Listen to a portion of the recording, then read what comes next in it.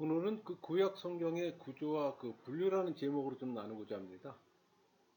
여러분 항상 성경을 연구할 때 큰 그림을 보고 접근하는 게 필요해요. 그러니까 한마디로 감을 키우라는 이야기입니다. 이 감을 키운다는 것은 이 복잡한 것을 단순화시키는 작업이에요. 그러니까 단순화시키면 깊이는 없어도 전체를 파악하는 데 도움이 돼요. 그러니까 그것은 모든 공부에 적용됩니다.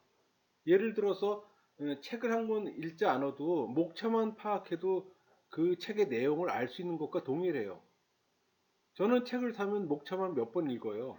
그러면 감이 잡혀요. 전체 구조를 알지 못하면 아무리 성경을 연구해도 정리가 안 됩니다.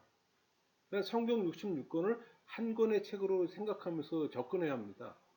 그러기 위해서는 이 구조 분석과 개관 연구가 필요해요.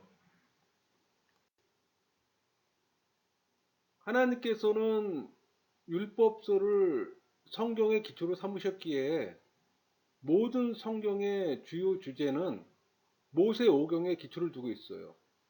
그러니까 모세 오경으로 되어 있는 이 기초에는 하나님의 속성과 인간을 위한 하나님의 계획에 대해서 잘 쓰여져 있습니다. 지금도 유대인은 매년 절기마다 읽어요. 그러니까 모세 오경, 모세 율법, 뭐 율법 오경이라고들 많이 부르잖아요. 근데 이 모세오경은 유대교나 로마 카톨릭교회, 뭐 동방정교회, 개신교, 그 이슬람도 중요시하는 책이에요. 그러니까 모든 진리의 빛이 출발하는 책입니다. 그러니까 하나님이 이스라엘, 즉 유대 백성들에게 내리신 그 계시의 본질이며 또 인류를 위해 계시한 가르침이기도 해요. 창세기, 시작의 책이죠. 모든 것의 시작입니다. 1장부터 11장은 사건에 대해서, 또 12장부터 50장까지는 인물, 아브라함, 이삭, 야곱, 요셉에 초점을 맞추죠. 이 책은 애굽에서 끝납니다. 이스라엘 민족을 선택하는 거예요.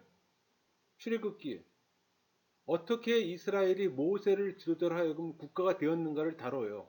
그러니까 노예 상태에서 해방되고 또 시내산으로 이동하고 또 거기서 율법이 주어져요. 그러니까 십계명을 받고 또 이스라엘 민족을 구속합니다. 레이기, 율법화의 이스라엘을 위한 예배 교범이에요. 그러니까 제약된 사람들이 거룩하신 하나님께 접근할 수 있는 방법이라는 주제는 또 이스라엘 민족을 또 성화시킵니다. 민수기, 불순종의 결과로 40년간 광야에서 이스라엘이 방황하는 걸 기록한 겁니다. 그러니까 이스라엘 민족을 훈련시키고 또 이 민수기라는 제목은 두 번의 계수에서 유래된 거죠. 원어에서는 저기 광야에서입니다. 그러니까 신명기, 출애굽기와 레위기에서 모세에 의해 진술된 율법의 재고찰과 또 갱신된 언약, 또 모세 임종을 기록했고 또 이스라엘 민족을 교훈합니다. 그러니까 회고록이자 율법을 설명해요. 그러니까 성경의 핵심이자 맥은 율법 지키고 순종하면 축복, 거절하면 저주라는 걸 알려줍니다. 우리 그걸 보통 신명기 4관이라고 얘기합니다. 역사서는 그 여호수아에서부터 에스더까지예요. 그러니까 이스라엘 민족의 국가 생활, 뭐 예수 그리스도 오심에 대한 열망, 또 히브리 민족의 흥망사를 다룹니다. 여러분 역사서는 하나님의 속성과 인간을 위한 하나님의 계획이 한 나라의 역사를 통해서 어떻게 이루어졌는가를 설명해 주는 책이에요. 그러니까 하나님께서는 아브라함을 갈대 우르에서 뽑아서 히브리 민족의 조상으로 만드셨잖아요. 그러니까 하나님의 계획은 하나님의 모든 피조물에게 하나님이 원하시는 삶의 수준을 요구하시고 또 아브라함과 후손을 통해 이 세상에 주시고자 하신 겁니다. 그러니까 이 책들은 천년에 걸친 이스라엘의 흥망성쇠, 곧 이스라엘의 가나안 정착, 그리고 사사시대의 뭐 어둠, 사울, 다윗, 뭐 솔로몬 통치하에서 융성을 또 보여주기도 합니다. 또 그것들은 솔로몬 사후에 분열 왕국을 만들고 또 BC 721년에 북이스라엘 멸망되고 한 세기 후 남유다의 멸망에 대해서도 언급해요. 또 에스라, 느헤미야, 에스더 이 마지막 세 책들은 바벨론 포로에서 그 돌아온 유대인들 남은 자들의 그 역사를 기록하고 있습니다. 하나씩 볼까요? 여호수아, 모세 후계자죠. 약속의 땅으로 백성들을 인도합니다. 정복과 분배를 통한 영적 전쟁의 승리를 또 보여주고 1장부터 12장까지는 정복의 이야기라면 13장부터 24장까지는 12지파에게 땅의 분배죠. 그러나 주님 원하시는 12지파 공동체 형성은 결과론적으로 실패했습니다. 사사기, 여호수아가 죽은 후에 이스라엘은 가나안 족속과 섞이잖아요.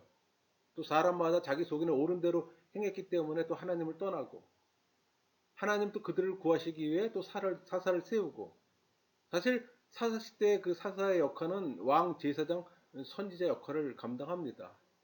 이 기간이 한 400년의 시간이에요. 영적 암흑기죠.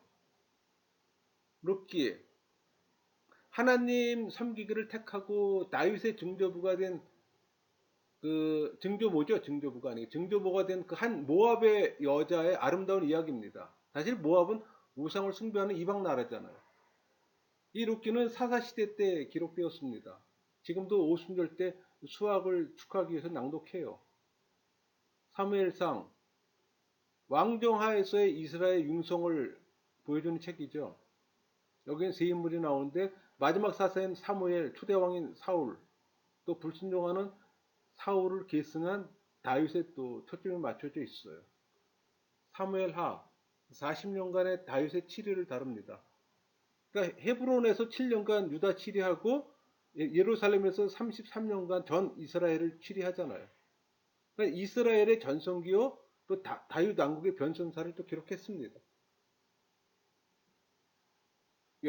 열왕기상 솔로몬 왕의 치리를 1장부터 11장까지는 다루죠. 그 다음에 뭐 12장부터 22장까지는 북이스라엘과 남유다의 분열, 또 제의 초점을 맞추고 왕국 시대의 또 왕들을 다룹니다. 열왕기하, 그러니까 북이스라엘과 남유다의 쇠퇴와 멸망을 다루죠. 그러니까 북이스라엘이 720 BC 721년에 아수르에게 멸망당하고 또 BC 586년에 남유다가 바벨론에게 멸망당하잖아요. 그러니까 구약 선지서들에 대해서 이 역사적 배경을 제공하는 핵심서예요. 우리 열왕기 상하는 400년간의 역사입니다. 에레미야가 기록한 걸로 추정합니다. 역대상, 다윗의 치리와 성전 건축 준비하는 내용인데 시간적으로 사무엘하와 비슷합니다. 남유다에 초점 맞춰졌죠. 그러니까 제사장이요 학사였던 에스라가 기록한 것으로 주장해요. 역대하, 솔로몬 치리하에 이스라엘 역사가 또 이어지고 남유다에 또 초점을 맞추고 있습니다. 고레스 조서로 끝나죠. 그러니까 열왕기 상하와 병행하고 있지만 정치적인 면보다는 종교적인 면을 강조해요. 에스라, 그러니까 고레스 조서 후 스룹바벨 휘하의 그룹과 또 그 70년 후에 에스라 휘하의 그룹, 이 유대인이 바벨론으로부터 귀환하고 성전이 재건되는 내용입니다. 느헤미야는 에스라 귀환 후 한 14년 후에 시작된 그 느헤미야 지도에 의해서 또 예루살렘 성벽이 또 재건되고 에스더, 고레스 조서 후 수많은 유대인들이 바사 제국 각지에 흩어져 있던 중 그 에스더와 모르드게를 통해 하나님의 섭리적 구원을 받잖아요. 지금도 부림절 때 하만으로부터 굴침된 것을 기념하기 위해서 에스더서를 낭독합니다. 시가서는 욥기, 시편, 잠언, 전도서, 아가서 5권의 책을 시가서라고 얘기합니다. 그러니까 이스라엘 민족의 영적 생활이에요. 그러니까 그리스도 오심에 대한 열망, 또 하나님 찬양, 그 민족 황금 시대 문학적인 책이에요. 이 시가서 5권에는 우리가 창조주 하나님께 보다 더 가까이 나아가려는 사람들의 열망이 기록되어 있어요. 그러니까 역사적 기록이 아닌 이 시가서들은 모든 사람의 마음속 깊이 필요로 하는 것들을 다루고 있기 때문에 모든 시대의 사람들에게 삶의 또 길을 보여주고 있습니다. 이 5권의 책은 산문이라기보다는 시로서 기록되어 있기 때문에 시가서라고 불러요. 그 히브리 시는 감각, 리듬 또는 반복을 주요 특징으로 삼고 있어요. 에레미야가 또한 또 시적이고, 구체적으로 보면은 욥기는 아브라함과 같은 시대에 살았을 역사적 인물인 욥에 관한 이야기입니다. 시로 낭송하고 주제는 또 왜 의인이 고난을 당하는가가 핵심 주제예요. 시편, 기도와 찬미를 통한 성도와 하나님과의 교제가 핵심입니다. 절반 이상은 다윗이 기록했죠. 우리 신약에서 시편을 많이 인용하는데 한 4분의 1이 시편을 인용한 것들입니다. 몇몇 시편들은 메시아 예언 시편이에요. 그리스도를 예언한다는 얘기입니다. 그러니까 악한 세상에서 우리가 어떻게 하나님께 예배할 수 있는가, 또 박해받을 때 우리는 어떻게 순전하게 우리를 지킬 수 있는가 하는 내용을 또 다루고 있어요. 잠언, 일상생활의 실제적인 문제들을 적용한 거룩한 지혜서입니다. 솔로몬이 기록했는데 하나님의 관점에서 정리했어요. 전도서, 하나님과 거리가 먼 인간적 관점 또는 철학적 접근에서의 인생의 허물을 다룹니다. 솔로몬이 기록한 건데 이 맥주절 때 가장 기쁜 명절을 기념하기 위해서 낭독합니다. 그러니까 진정으로 무엇이 가치 있는 삶인가, 세상 사람들을 향한 기록이며 또 체험을 통해서 얻는 진리예요. 아가서는 솔로몬과 슬람비 여인과의 로맨스의 내용이잖아요. 그러니까 이스라엘을 위한 하나님의 사랑의 표현이고 또 그리스도와 교회의 관계를 또 예표하기도 합니다. 그러니까 하나님은 부부 사이의 사랑을 어떻게 보고 계시는가를 시사하는 내용이에요. 그러니까 6월절 때 그 출애굽을 비유하기 위해서 낭독하기도 합니다.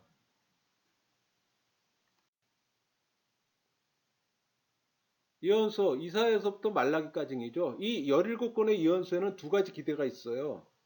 그것들은 그 하나님의 인간에 대한 기대라면 반대로 백성들의 하나님께 대한 기대입니다. 그러니까 장차 오실 예수 그리스도에 대한 예언, 그러니까 선지자들을 통해서 죄를 지적하고 용서하시는 또 하나님에 대해서 묘사하고 있어요. 여러분, 단일 왕국 이후에 하나님 찬양이 사라졌어요.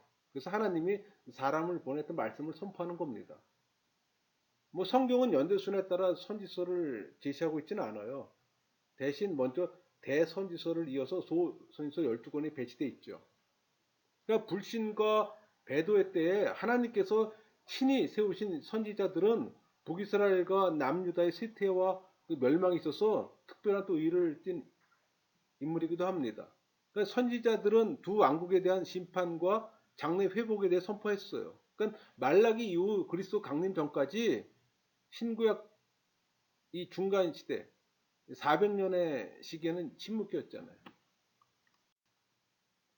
여러분, 예언서 전반에 근본적 모티브가 있어요. 타락한 선민을 향하신 하나님의 심판으로서의 순차적 멸망,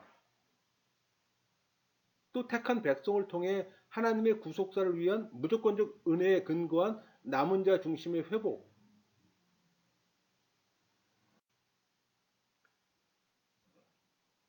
여러분, 욥기에서 아가서까지 그 시적인 책은 히브리 민족의 황금기에 기록했다면 이 이사야에서 말라기까지 선지서는 히브리 민족이 망할 때 기록한 책입니다.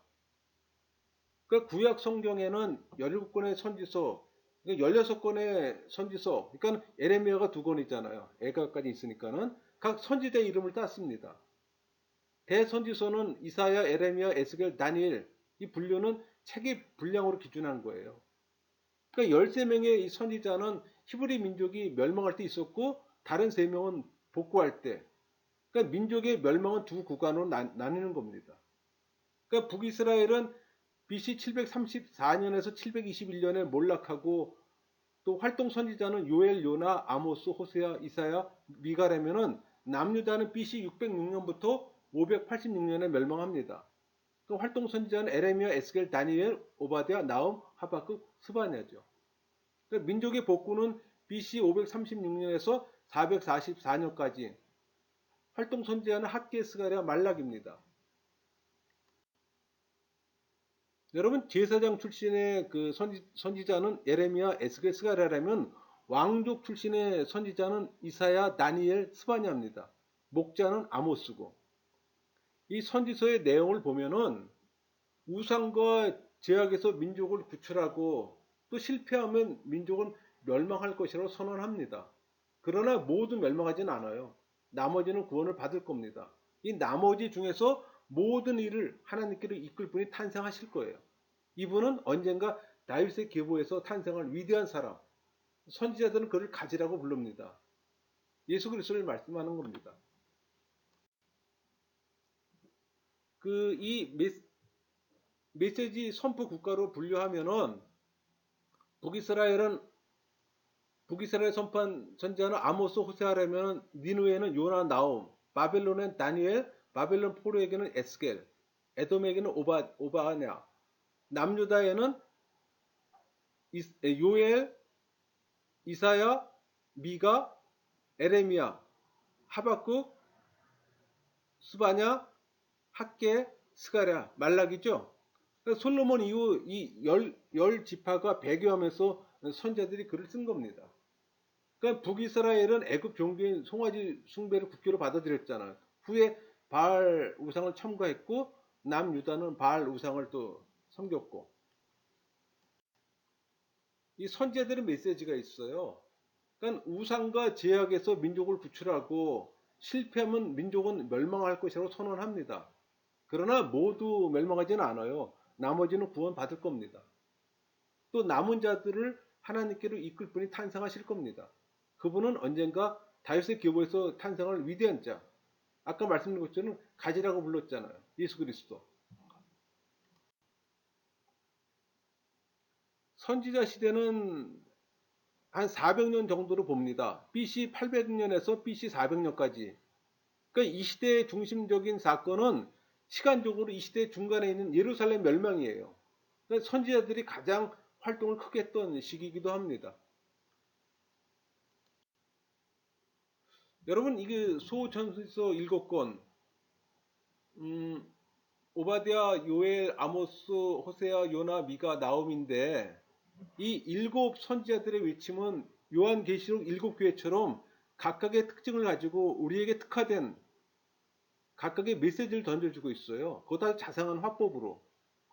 여러분 7은 하나님의 숫자잖아요. 그래서 뭐 계시록에서도 7인 나팔 대접처럼 하나님께서 우리에게 강력한 메시지를 보내실 때 사용합니다. 이 7선지서를 간단히 설명하면은 행한 대로 심판하는 심판의 모형을 오바댜가 보여주고 또 요엘을 통해 곧 여호와의 날이 다가오니 회개를 강력히 촉구합니다. 또 회개를 어떻게 하는 것을 요나가 직접 보여주고 도대체 무엇을 회개해야 하는지 아모스가 또 선명하게 설명해요.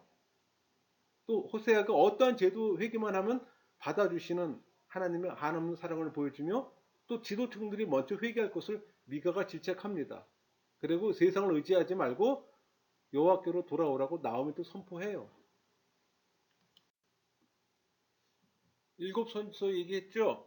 그리고 이제 이사야서는 이 7선지서의 종합편이에요. 그러니까 뇌기 같은 겁니다. 또 에레미야는 이 종합편을 이론적으로 체계적으로 정리해서 이제는 더 이상 돌이킬 수 없는 하나님의 계획이 비록 실현이 될지라도 철저히 순종하라는 완결판이에요. 또 곧 이 말 여호와 날과 열방들에 대한 징벌을 다시 한번 요약하는 스바냐. 또 이 징벌 과정에서 의인이 악인의 핍박을 받는 것에 대한 보충 설명하는 것이 하박국이에요. 그 부록으로 가진 모세 신명기 같은 텍스트북입니다.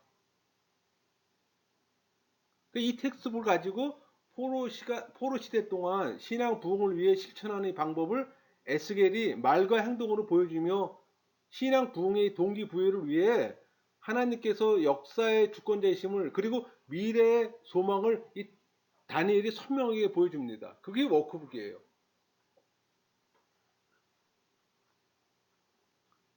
그러니까 이를 실천으로 또 포로 귀환 후에 학계를 통해 성전 건축을 독려하고 스가랴를 통해 또 두려워하지 말고 소망을 가지고 성전 건축을 잘 진행하라고 하는 것, 그걸 요약한 것이 엑서사이즈 북으로 주시잖아요. 그 주신 뒤 다시 또 타락을 합니다. 그래서 말락이라는 노티스로 최후 통첩을 하셨어요. 여러분 선지서를 TWEN으로 그 네 그룹으로 나눠 본 겁니다. 그러니까 열왕기는 에레미야 이전의 선지서들보다 이후에 기록된 겁니다. 그러니까 열왕기서에서는 하나님의 사역에 대해서 큰 흐름을 이야기하고 있다면 이 선지서들은 특정한 시점에 하나님께서 팩트에 근거해서 특별히 말씀하신 거예요.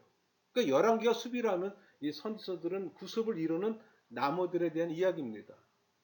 여러분 이 선지서를 하나의 이야기로 이걸 이해하는 게 제일 좋은 방법이에요. 여러분들이 하나씩 하나씩 공부하게 되면 이 연결성이 없어요. 이렇게 제가 아까 서두에 얘기한 것처럼 감을 잡으라는 얘기예요. 깊이는 없어도 전체를 하나로 꿰갖고서 하나의 이야기처럼 만들게 되면은 이 선지서가 한눈에 다 들어오는 겁니다.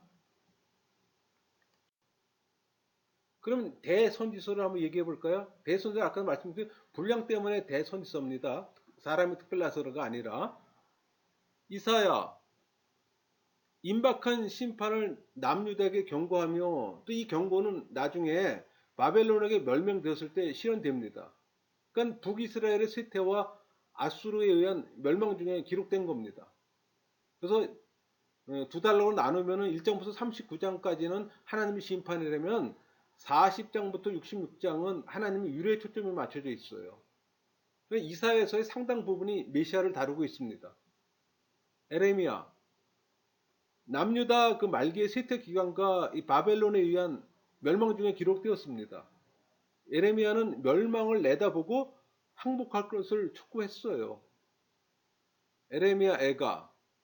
에레미야가는 예루살렘 파멸에 대한 예레미야의 비탄입니다.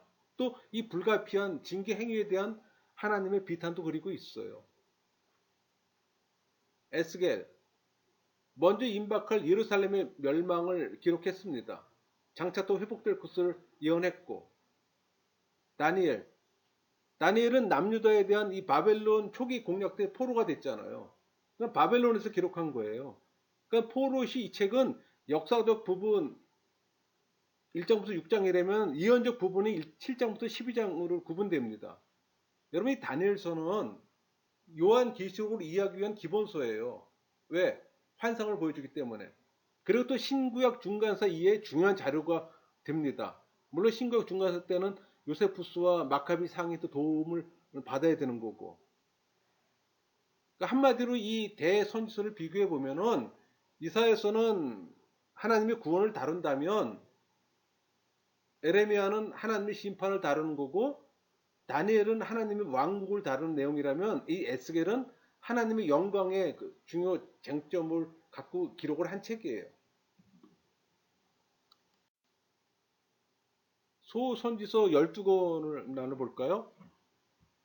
이 호세아서는 이사야와 동시대 사람이잖아요.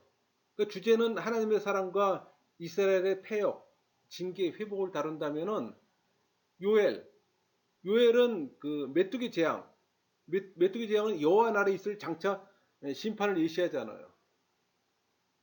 또 아모스, 물질적 번성, 뭐 도덕적으로 쇠퇴하는 시기에 아모스는 이스라엘과 주변 나라들의 그 죄에 대한 하나님의 불가피한 심판을 얘기합니다. 제가 이렇게 순서로 하는 건 성경의 나열된 순서로 하는 겁니다. 오바댜는 사해 남방에 위치하고 있고 에스로부터 시작된 나라인 에돔에 대한 하나님의 심판이잖아요. 요나, 아수르의 수도 그 니느웨가 요나의 전도에 의해서 하나님께 돌이켜요. 그러니까 이방인을 위한 하나님의 사랑과 계획을 보여줍니다. 미가, 이사야와 동시에 살았던 이 미가는 북이스라엘 죄에 대한 예언과 또 700년 후에 그리스도 탄생을 예언합니다. 나움, 앞서서 그 요나의 전도에 의해서 150년 정도 존속되었던 느헤가 다시 멸망에 직면했음을 또 예언합니다. 하박국, 죄악된 자에 의해 죄악된 나라를 심판하시려는 하나님의 계획을 계시합니다. 그래서 의인은 그 믿음으로 말미암아 살리라고 가르치잖아요. 스바냐, 남유다에 대한 심판은 여호와 나를 예시하지만 회복 또한 예언하고 있어요. 그 주제는 요엘과 비슷합니다. 학계, 그러니까 바벨론 포로 이후에 첫 번째 소선지서예요. 만군의 여호와가 15번이나 강조되는 책이기도 합니다. 그러니까 하나님의 강한 능력과 힘을 강조한 말이잖아요. 그러니까 기한 당시 적의 상황에 의해서 15년간 지체된 후 성전 건축을 독려한 또 선지자예요. 스가랴. 성전을 완성하고 영적인 깊이를 가지라는 권고가 재강조됩니다. 그러니까 그리스도의 초림과 재림을 예언해요. 그러니까 초리 뭐 무거운 돌 재림이란 단어가 나오고 있잖아요. 말라기. 그러니까 영적 경박함에 대해서 경각심을 갖게 합니다. 그러니까 예언 이후에 400년간 성경의 침묵은 세례 요한과 예수 그리스도의 출현 두 인물이 마침내 세상에 임했을 때 깨어졌어요. 그러니까 예배 회복을 외치는 내용입니다. 여러분 하나님께서 이 선지자들을 세우신 것은 하나님의 깊은 섭리가 있어요. 그러니까 이스라엘이 계속해서 하나님의 계시를 찾고 언약을 확인하기 위함이었어요. 또 하나는 이스라엘이 주변 국가들로부터 우상과 미신에 빠지지 않도록 하기 위함이었고, 또 이스라엘이 여호와의 관계에 있어서 완전해야만 했기에 또 선지자가 필요했던 겁니다. 또 이스라엘이 이방과 구별되어 했기에 또 선지자를 세웠던 거고, 하나님의 깊은 뜻이 있어서 이렇게 보내셨던 겁니다. 이 선지서의 메시지를 정리하면은 책망, 그러니까 우상을 섬겼고 또 하나님의 이름을 모독하고 또 안식일을 어기고 또 형식적인 예배를 드렸기에 순종이 없는 종교를 전락했던 거예요. 그러니까 하나님을 멸시하고 가치 없는 제물을 드렸던 겁니다. 그러니까 사람과의 관계에서 공의와 자비 정신을 상실한 거예요. 인권이 말살되고 부자는 또 가난한 자를 착취하고 또 가난한 자의 가죽을 벗겼고 성적으로 타락하고 간음, 강간, 이혼, 정절이 지켜지지 않았던 거예요.